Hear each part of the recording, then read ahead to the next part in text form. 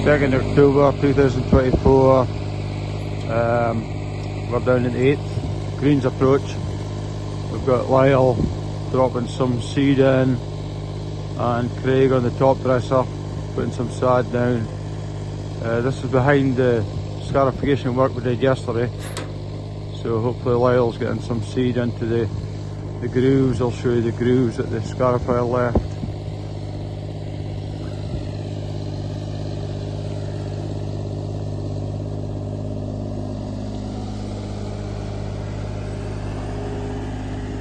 And the seed will go in the grooves.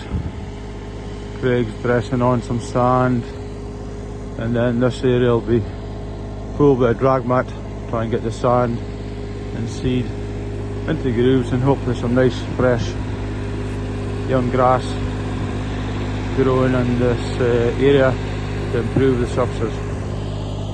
So it looks like the sun's going to come up, which would be nice, and the guys are doing a good application here.